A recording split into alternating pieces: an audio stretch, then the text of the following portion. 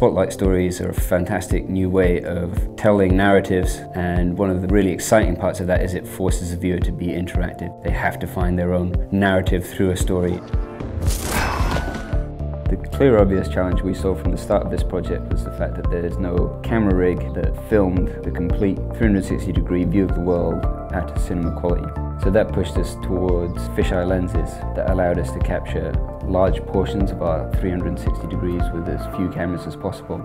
Just looking at what lenses are being used, these ones are very special. There's 4 of them, they're all going to be slightly different, and we needed a perfect calibration of those lenses. We ended up writing some software that measures these lenses incredibly precisely, so much so that not only does it remove the distortion, but we get rid of the chromatic aberration and things like that as well. It would help sharpen the images to get the most precise tracking out of the 4 cameras.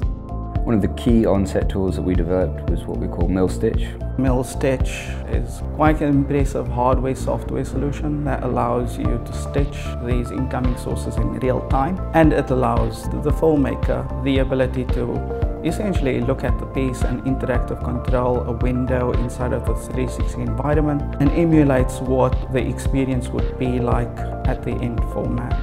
What we did build into the system was a recording system. We'd record the live stitch. We also record the user input. This automation of the user input married with the live stitch, we could then supply to the edit house, which uses that for offline selects, which speeds things up.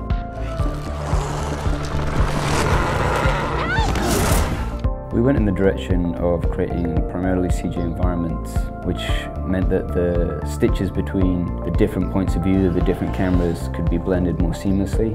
If you hold your finger up, blink one eye, blink the other eye, the finger will move. The same thing happens when you have multiple cameras trying to film the same thing, meaning you will see an object from multiple directions because you will move around it. And you have to take parts that you can't see from one camera that need to be patched up from a different camera. As we moved into a more full CG approach to the environments, we had a huge amount of control. We could manipulate the environment, and that we had more freedom for the director so that he could move the camera where he wanted, when he wanted, without constantly considering implications in post. A project this big, anything that's not correct in your pipeline becomes very visible, and we've now fixed all these things, so we now have an amazing, stable platform to work on. This project, even if it was considered just a traditional shot, I think would be a huge visual effects challenge. When you start to look at all the events that are happening, from the huge sweeping camera moves, the continuous aspect of the shot, and the scale of the effects that are happening.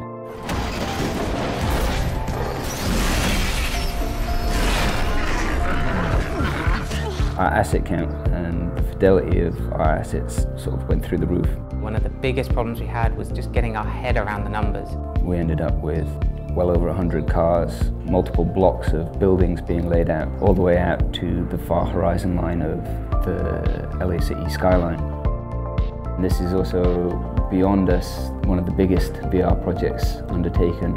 Some of the innovations that we've done should actually translate and help us with other VR work as we move forward, especially the mobile review that allows us to review this 360 work on mobile devices. Virtual reality is a whole new world, and through this project, the mill has really positioned itself at the very frontier of expanding technology.